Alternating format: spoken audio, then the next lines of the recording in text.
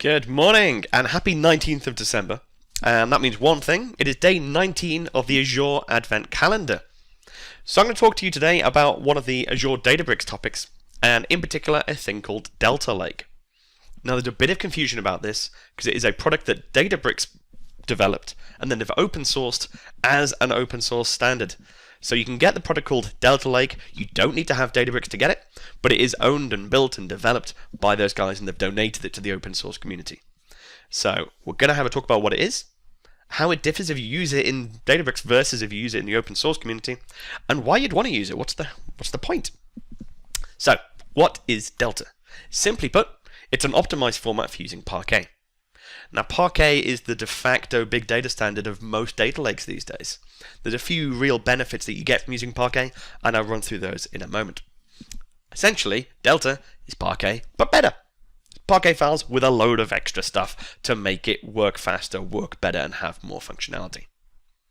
So, what's PARQUET? How does PARQUET work? If we take this example, we're talking about a CSV, we've got A, B, C, lots of repeated data.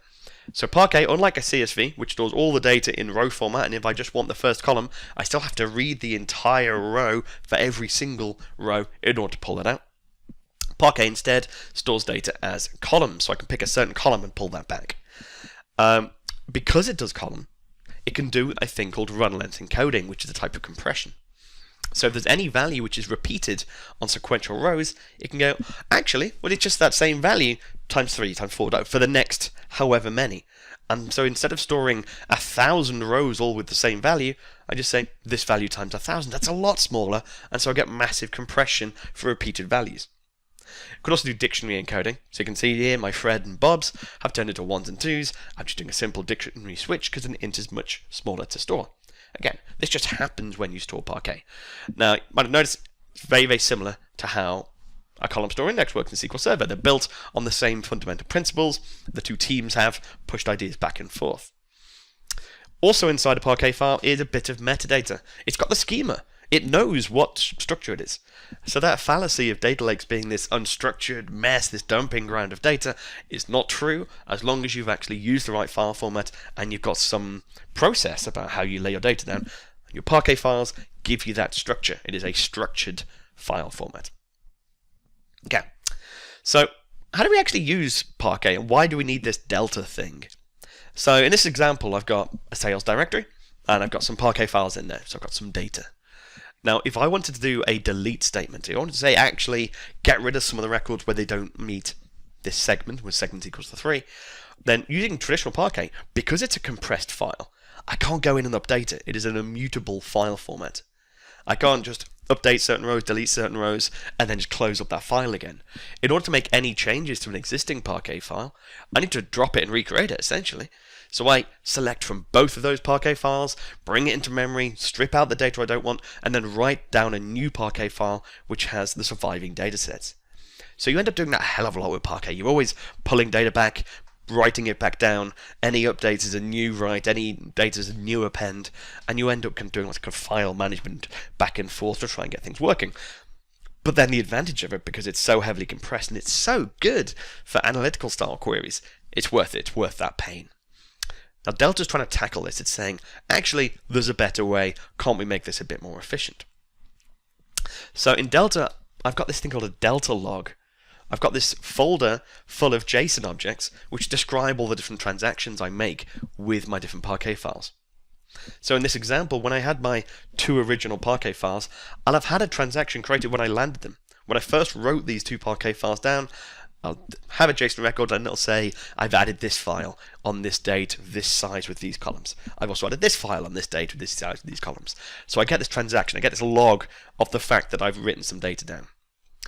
So when I want to try and do my deletion, say actually get rid of some records, I still have to read all my data back, write it to a new file. That happens automatically, so I can write a delete statement or a merge statement or an update statement, which is fantastic. It creates the new file, but it doesn't delete the old ones. So the old data is still there, and the new file without the deleted rows is still there. And that JSON record tells me what I've done. So it says I've added a file, and I'm logically deleting the other PARQUET files. So it doesn't remove them, it doesn't physically delete it from that folder, But anything reading this should be able to look at that JSON log and go, cool, I don't need to read those old Parquet files. So I've got a select statement coming in. It'll first look at that transaction log and say which are the active Parquet files. It'll know it doesn't need to read the two old ones, and it'll just read the active one.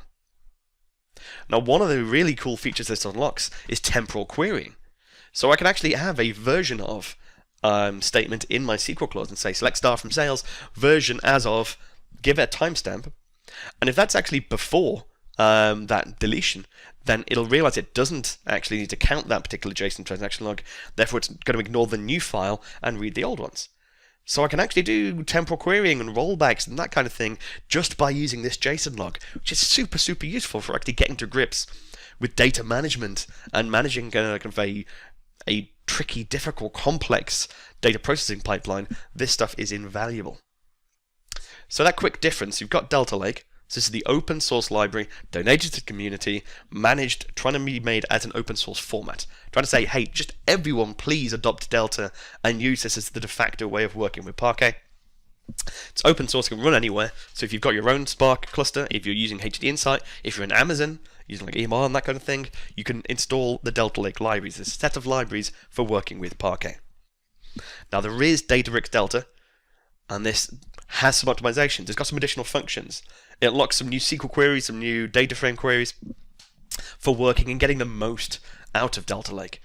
So again, it's sort of DataBricks are sharing a core free version and then saying, but ours is better, ours is optimized, ours has more stuff, which makes sense. They're a company, they want to make money. So essentially, you've got Delta Lake on DataBricks, or DataBricks Delta is one thing, and then Delta Lake itself is another thing. So be a little bit careful if you're talking between the two, because not all functionality, not all commands are available on the open source version. So what does it offer? Why are we doing this? Kind of a brief run through of the giant pile of features that we've got. Things like ACID transactions. So I can actually start to have some transactional consistency when I'm writing data in and roll back if it fails, all that kind of stuff, which is a godsend when we're talking about Parquet and big data. Scalable metadata. So that JSON log, which is tracking minimum and maximum values and growing as we work with it, that itself, I can query that JSON as a data set and use that to pull out metadata, to pull out schemas, to pull out sizes, to pull out how many rows am I adding every time I insert. It's doing its own logging and lineage, which is just a great feature set to stop you having to build it yourself.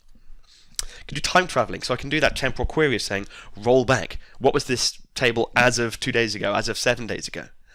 Now, by default, it keeps that history for 7 days, can go up to 30 days, can push it further. Generally, it's not for things like slowly changing dimensions. It's not for keeping a permanent track of all the different states. More for that rollbacks, more for the, in case I need to go back and see the history, troubleshooting the past few weeks. Wouldn't recommend using it as a full temporal history, because it does too many repeated copies of rows that haven't changed. It's an inefficient way to do slowly changing dimensions. Fantastic way to manage data. It's an open format, so it should be adopted everywhere. It's not proprietary. The only things that are proprietary are the additional extra functions that DataBricks have put on top of it. So it should be adopted, and we should see growing and being picked up more and more places. One really useful thing, so we'll talk about batch processing, but you can use it for streaming. Now, streaming generally with Parquet isn't a good idea, because as you're doing tiny insertions, each row is essentially inserted as a separate Parquet file. Now, the beauty of Parquet is how it does that run length encoding and gets better compression the more repeated rows you have. And if you're inserting on a single row, it's not going to compress it at all. You get a bit of dictionary. That's about it. You're not really going to benefit if you're doing lots of micro insertions for Parquet. So streaming, you tended not to do. Now, because we can stream into a Delta table, and because it actually has ways of managing many small files, then actually it becomes a viable option. It becomes a good way of streaming data and combining it with your batch processes. So really good if you're thinking about streaming architecture. Can do schema enforcement. So we can say, actually, don't let it insert data if it doesn't match the exact structure. Because the Parquet files have a structure, we know what that structure should be. If we try and insert something that doesn't match, we can block it. We can say, no, that's not going in. But we can also do the other way around. We can allow certain schema of evolution. So if there's been an extra column, small additional changes, we can actually say to our Delta table, that's cool, allow it, let it in. Here's dummy values to come up with for the previous data before that column was added. We can make it treat it as if it's a consistent data set, even though the schema is evolving over time. And that allows us to build fantastically flexible processing pipelines that aren't going to break and don't need constant monitoring, even if the data is a little bit volatile. Now, it'll only allow a certain amount of schema evolution, so can't go crazy. If you completely changed around how everything goes, that's not going to work. But for minor, small, casual growth, then go nuts. Also gives us an audit history. So that transaction log doubles as our audit history. We get the name of the person working with the data, the timestamp, the exact command that caused those changes into Parquet files. So we can actually use it to find out who went and added data, why was it added, when was it added. We can answer all those questions just by reading the JSON files, which stops us having to build a load of custom bespoke logging around all of our data. Finally, we've got full DML support. So we can do things like insert into, we can do an update, we can do a merge into.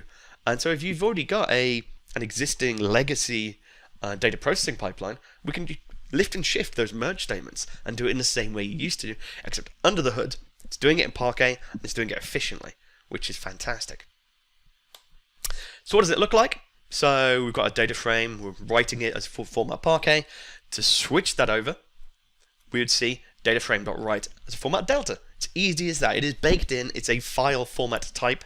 So although the data is actually stored as Parquet still, we just tell it it's the format delta, and that tells it we need a transaction log. We need that JSON store. We need to manage it that way. So we can see on those two ones we've got on the right, our standard Parquet. We get some metadata about commits and successes when each time we're doing a read. That's general Spark stuff. If we're using Delta, we don't have those metadata files. Instead, we've got a Delta log, and that's going to have our different JSON transactions in there. Now, there is a cost, and we're not talking price.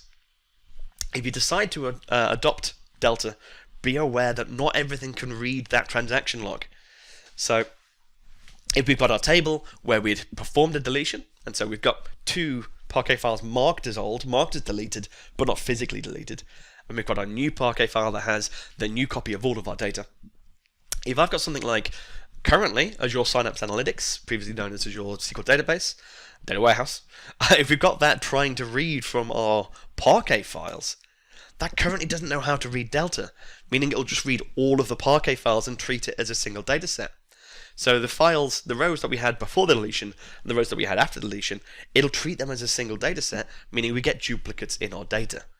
So if using things like Data Factory, Data Warehouse, some things that don't necessarily know how to talk to a Delta table, be very, very careful. You can't just treat it as a straight Parquet table, because you will get duplicates, you'll get old data, you'll get all sorts of stuff that is not desirable. However, not a terrible story, because what we can do is query Databricks instead. We can use Databricks as an intermediary. So fire a select statement to Databricks saying select star from my Delta table. That'll read Delta, that'll use a transaction log, and it'll pull it back. Now again, because this is an open format, we're expecting to see integrations with Data Factory being able to do it a little bit more automatically. Currently, you can tell Data Factory to read the JSON, pass out the Parquet, work it out, but it's a couple of step process. It's fairly manual. Data Warehouse, Synapse Analytics doesn't really currently work with a poly-based table. But again, both of those, you could find a way to actually get that to query Databricks and get Databricks to push the data into your warehouse. You can always work around it. As long as you have a Databricks cluster acting as your intermediary, then you can do this stuff. It works. Okay, so let's have a quick look at this. How does it actually work? So I've got a notebook that we're going to work through. I've got my Databricks cluster turned on. We're going to have a look in our data. I've already got a Delta table, but I want to show you it from scratch. So let's just go and delete that. Let's get rid of our addresses table. Okay, so I no longer have that table in there. And then I can work through and actually create it. So I've also registered that table with Hive, so the SQL registry inside Databricks that allows us to write SQL commands. I'm going to drop that metadata. So I've dropped both the data underlying and dropped the registry sitting in Hive, so that table no longer exists. So we're going to create a table. So I'm going to say, create it. This is the folder. So I'm using Delta. Got that using Delta phrases allowing us to know how we're going to actually go and talk to Delta. And I'm giving it that location. I'm going to go away and it's going to create a folder until we'll have something to work with. Now I'm just doing straight insert into, because again we've got full DML support. So I can insert into addresses, just doing a quick dummy record. Just going to go and write that into my Delta table. I'm going to run that a couple of times so I get more and more data. But because I'm doing each of these as individual transactions, each of them is going to be a separate Parquet file. So I've ran that 3 times. I should now have 3 Parquet files. So I just hit replace. I've got my addresses, so I've created that directory for me. Then I've got 3 lots of Parquet. So it's gone and created some data for me. Each one of those is a separate transaction. So I can see I've got my 0 transaction, which is when I first created the table, and then 3 transactions as it's gone through and I've done my individual row insertions. Okay, so let's just make sure we can actually see that. What's in my addresses table. I'm going to go off, read those individual Parquet files, and there we go. I can see I've got some data, just straight dummy data. Now, one really useful thing to use is this describe detail. So describe will give me just some general schema information. Describe detail tells me what's going on under the hood for that. So it knows it's a Delta format. It can tell me where it lived in the lake, and I can see how many files I've got. So I know I've got 3 individual Parquet files for this table. And I can think, okay, I've only got 3 records, 3 files. I know that's not particularly efficient. What can we do about it? So here we get the optimize command. Now this is DataBricks specific. It's not in the open sourced Delta Lake. This is just for Delta Lake on DataBricks or DataBricks Delta. But what this does, this goes and reads through all those Parquet files, reads through the transaction log and goes, hey, you know what? Those Parquet files, they're not very efficient. I'm going to create a new Parquet file, which is bringing those all together. So I'm actually just sucking up those files, creating them into one more efficient one. So it's going to tell me what it's done. So it says, well, I've added 1 file, and I've replaced 3 files. So it's marking those 3 files as logically deleted, but not actually deleting them. So if I go and have a look in my storage account, I should see 4 files, my new one, my replacement one that's got 3 records inside, and then 3 old deleted ones that are still there. They're just marked as deleted in my transaction log. Let's just have a check of that. Okay, hit refresh. So I can see my 4th file. So I can see I've gone in, I've added this new file. It's a little bit bigger, but it's actually nearly the same size as those 3 files altogether because I get good compression. It's doing some compression to actually stop us going too big. But then these 3 files, they're no longer current. They have been made obsolete, and that's going to be marked in my transaction log. So I've got my new transaction in here. So we can have a look at that 04. So I'm just going to download that particular JSON record, and we can have a look at what's actually in that transaction log, what's going on inside there. Okay, so I've got my 004, open that up. Okay, so I can see it's got some data in there. It's got the actual metadata from when I went in and created this. I've got my optimize. I know it was me, I did an optimize. I've got some parameters I can put into it. I've got 3 removes. It's marking those 3 files as removed, so I no longer need to read those when I'm trying to do a select, and it's adding my new file. So it's telling me where it put it, what the file name is, it's giving me some stats, it's saying there was no data change, so actually it's not going off and updating anything, and then it's giving me minimum maximum values for all of my columns. So I've got a load of metadata in there to help me understand just what went on when I was working with this particular file. Okay, so that's great. But as you might be thinking, I've now got some old records. I've got a history. I've just got some archived, essentially, files that I'm not using anymore. Now, this is where the vacuum function comes in. So I've got a vacuum function I can run to say any files that are now have been obsolete for more than X amount of time, so many hours, actually physically delete them. So it's kind of like a garbage collector. It's saying go up, clean up those files. We don't need them anymore. Just get rid of them.